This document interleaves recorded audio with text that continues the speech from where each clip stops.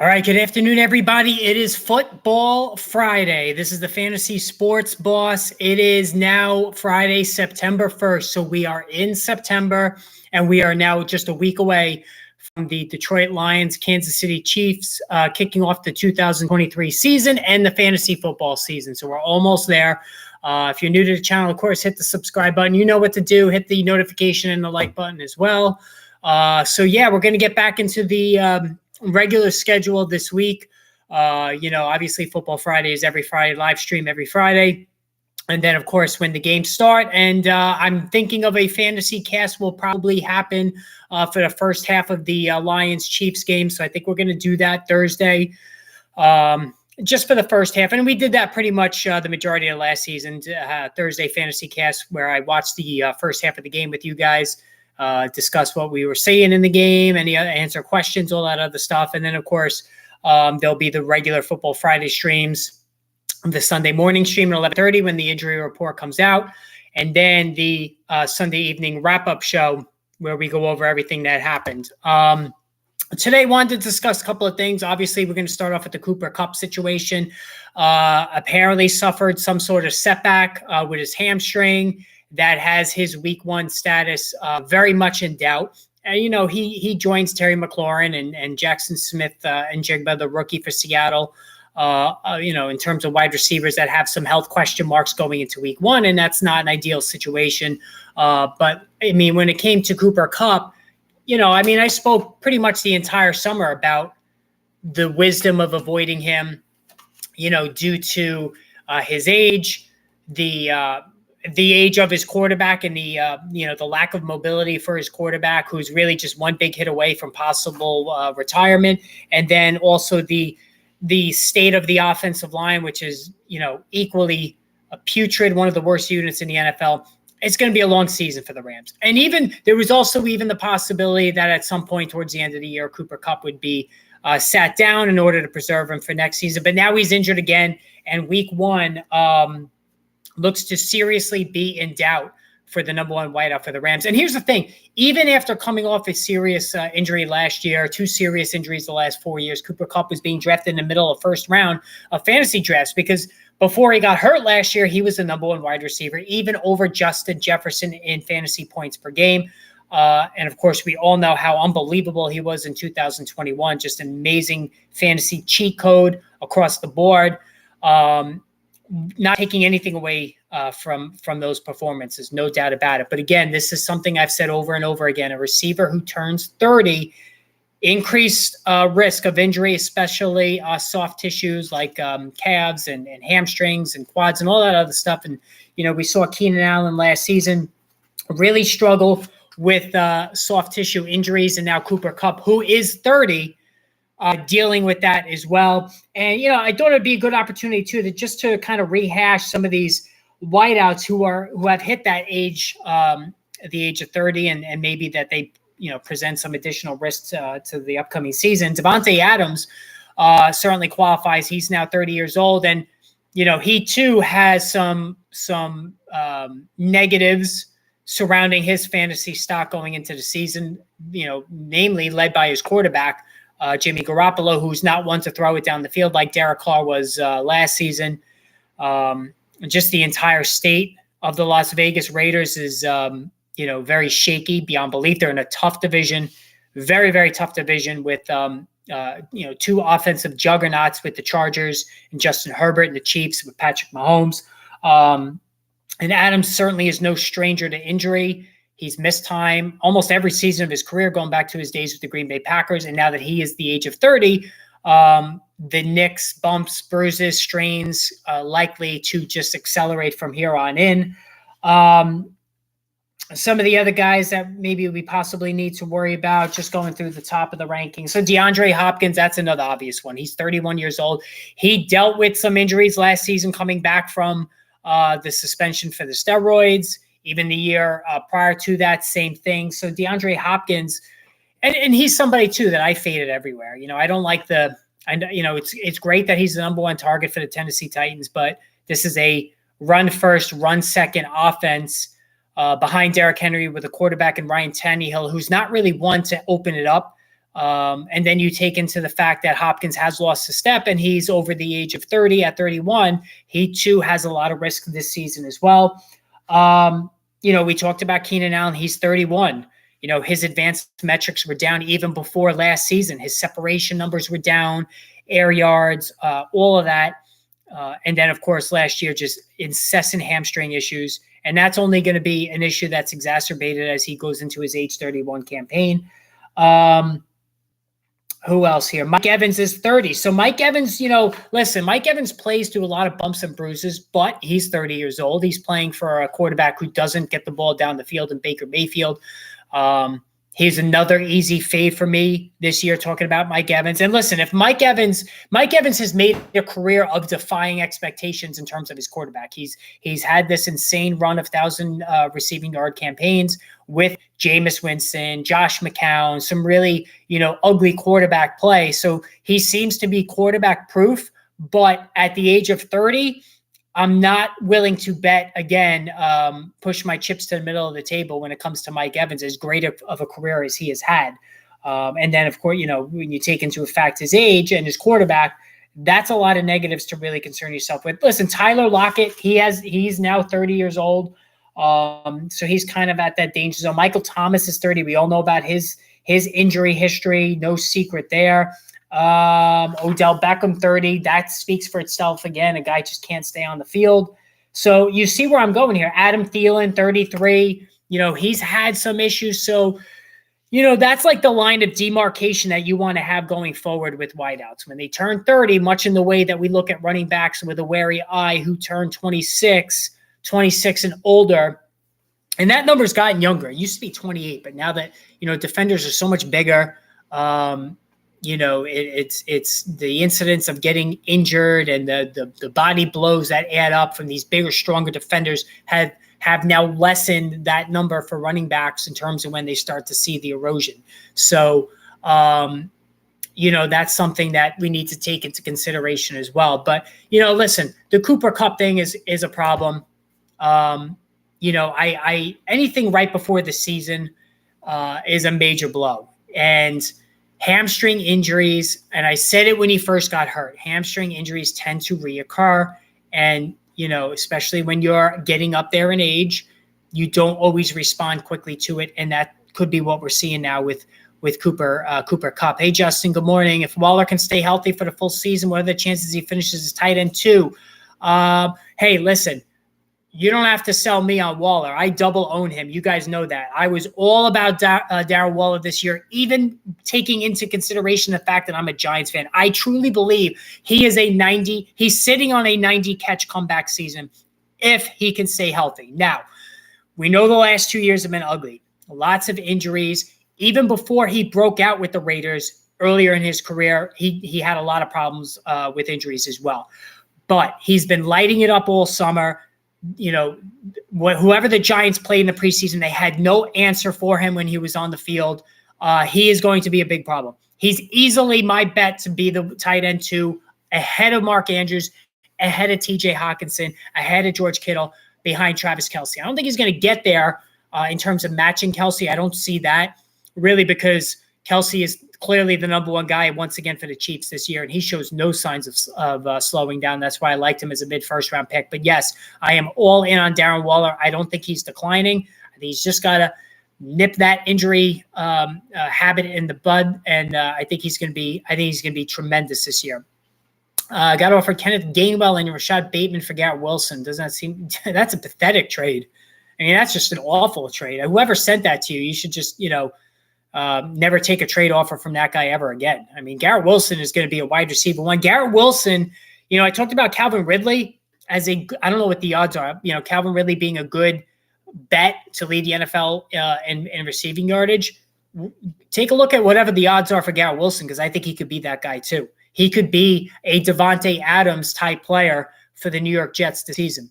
Got the second pick. Every time I draft 2 wide receivers in the first 2 rounds, I don't really like my running back 1 and 2. Lex, listen, you're talking to the wrong person because I'm all about wide receivers in the first 2 rounds. And The one thing you got to keep in mind is all of these bell cow backs that are dropping into rounds 4, 5, 6, and 7. David Montgomery, Rachaad White, Miles Sanders, James Conner, Cam Akers, guys that may not excite you, but are going to be the getting the lion's share of touches in their offense. And in a lot of those cases, playing from behind. Rachaad White's going to get a lot of garbage time dump offs. David Montgomery on the Lions is going to be running the clock in the second half. So I really like David Montgomery. People are sleeping on David Montgomery this year. I know Jahmyr Gibbs is the shiny new toy. PPR leagues, he's going to catch a million passes. I get it. But David Montgomery is going to get all that goal line work. And he's going to be the one that's running the clock down when the Lions are leading. This is a good Lions team. He's going to get a lot of opportunities during the second half of games, talking about David Montgomery. And I think he is a screaming value going in the 8th round of drafts. James Conner, a little concerned that they're tearing everything down in this offense, but somebody's got to run the ball, and he's going to get all the work there. Cam Akers, same thing. These aren't good teams. I get it. Rachaad White, Miles Sanders, these are all on bad teams, and that's why their costs are relatively cheap. Alvin Kamara, you can get in the middle rounds. If you could wait for 3 weeks, like I said, the problem is with all the top guys that there's just so many question marks. Saquon Barkley, I'll give you that. I'll give you Bijan Robinson, but McCaffrey and Eckler have a lot of injury risk. Breece Hall's not going to be the number one guy now with Dalvin Cook there, so you got to toss him out.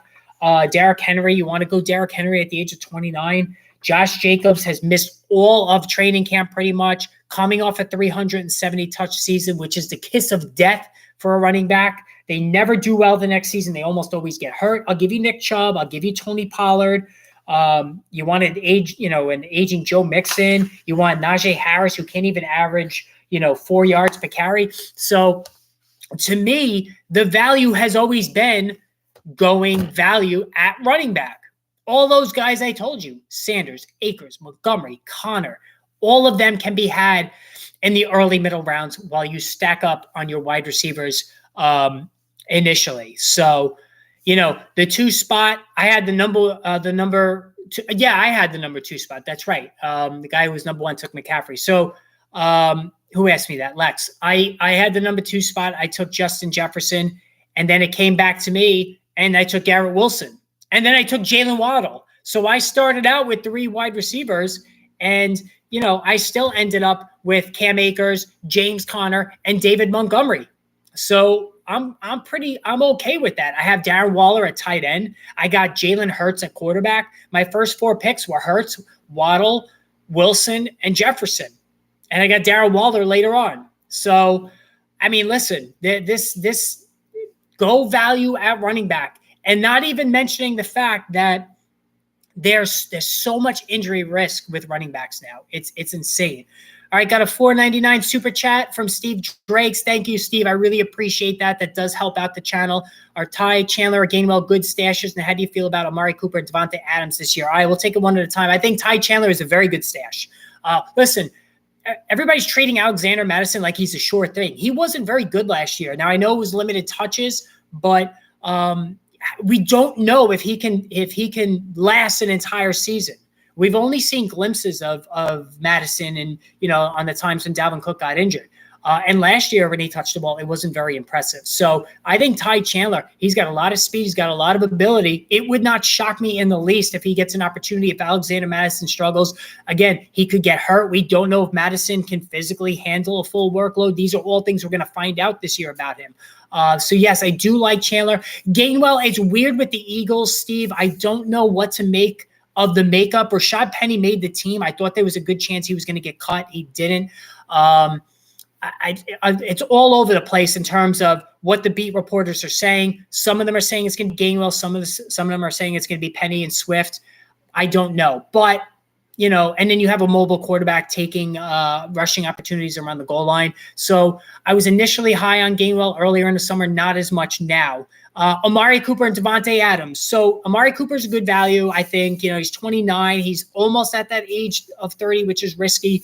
But I think he's good for another year. We know Amari Cooper. Deshaun Watson likes to latch onto his number 1 wideouts, and that will be Amari Cooper. He's been, a solid red zone guy, so I'm good riding Amari Cooper for another season. Devontae Adams, I have reservations about. He's going in that, late first round, early second round range. And that scares me because he has turned 30. He has a history of getting nicked up and injured. He has a quarterback who doesn't throw the ball deep. That neuters some of the potential of Davante Adams. This team is going to be bad. I know they're going to have to play catch up in the second half. Brian Hoyer's the backup who's not awful, but he too doesn't throw the ball down the field. I just don't think it's a good matchup. And again, you always want to be out a year early on a great player like Adams than a year too late. So Steve, I'd much rather have CeeDee Lamb in that draft range. I'd much rather have A.J. Brown.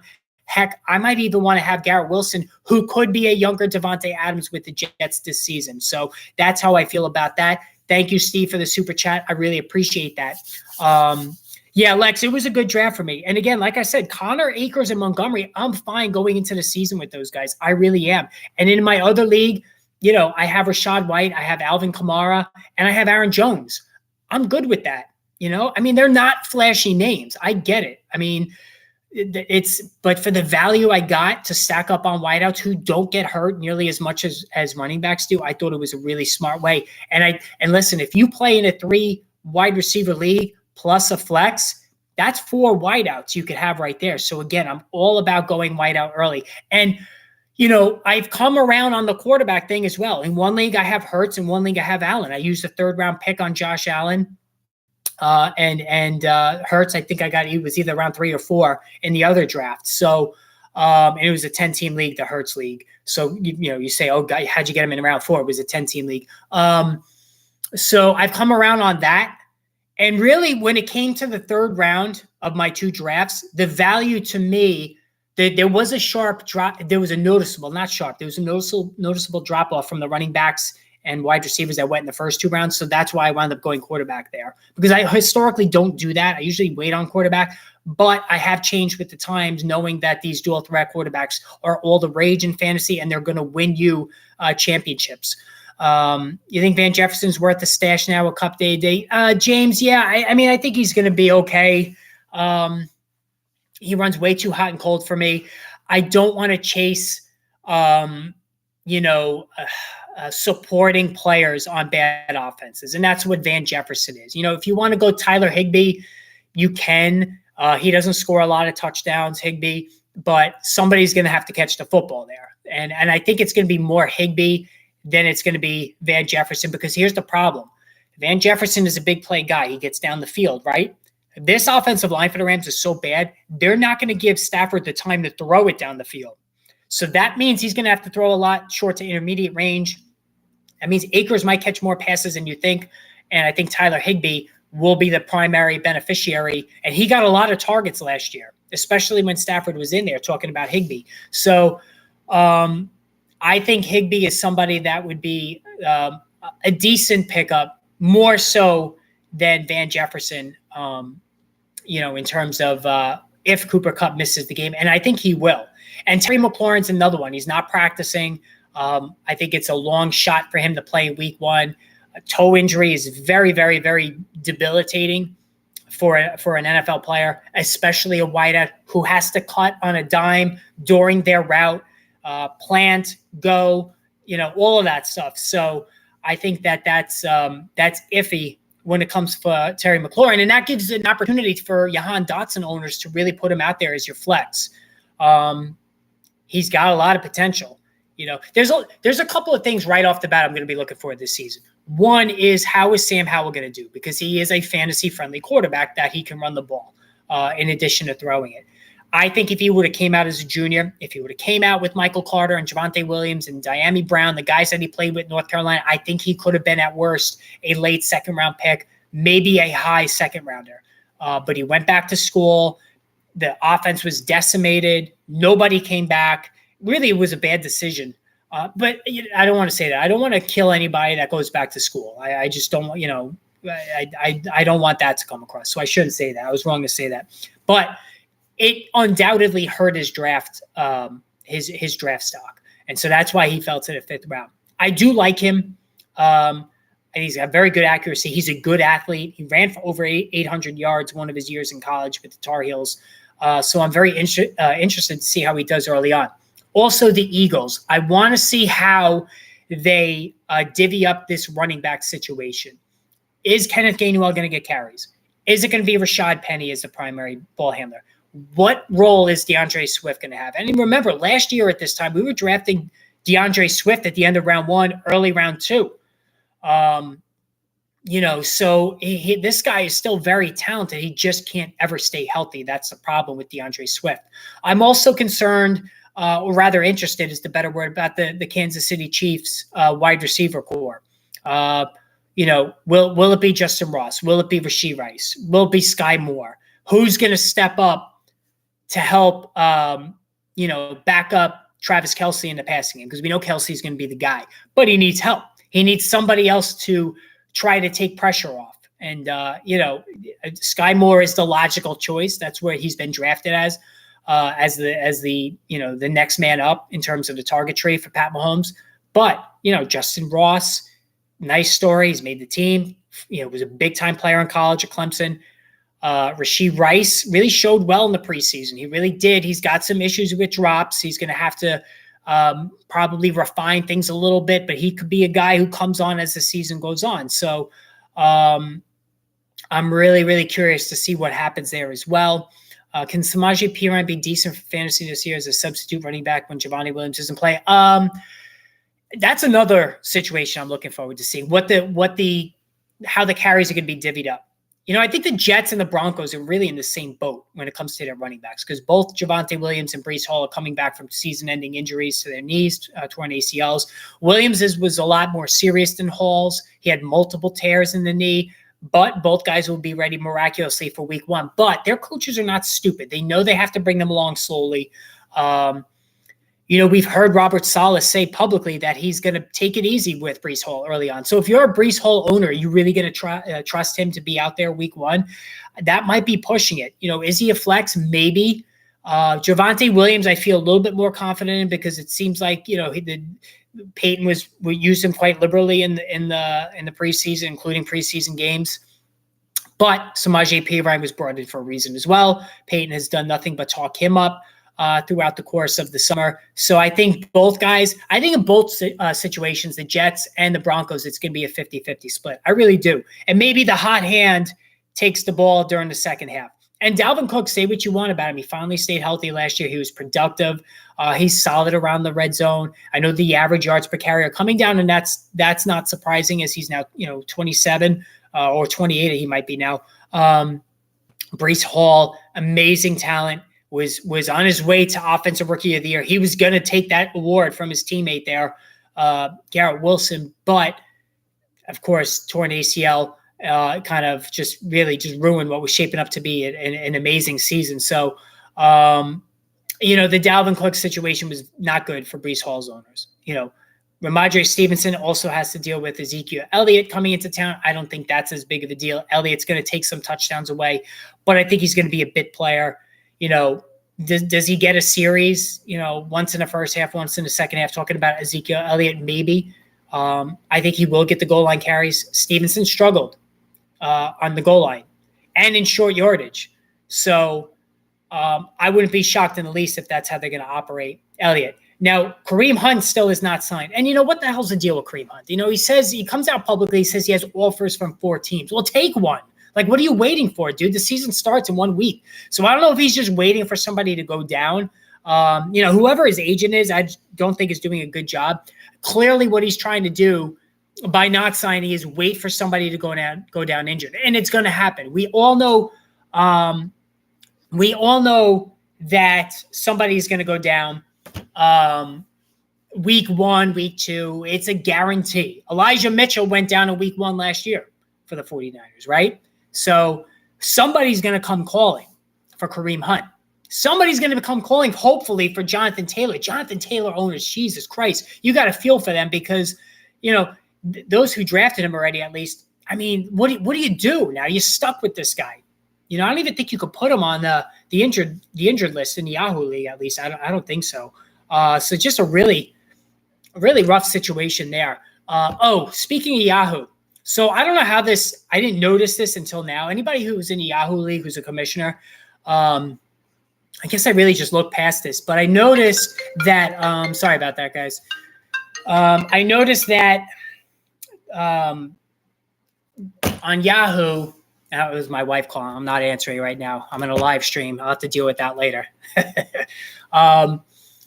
So Yahoo has a Commissioner Plus option where if you, and of course they got to gouge you, right? $25 to unlock additional features for a commissioner. So, and I thought it was interesting because some of the things that they had were stuff I've been asking for, for Yahoo to come up with.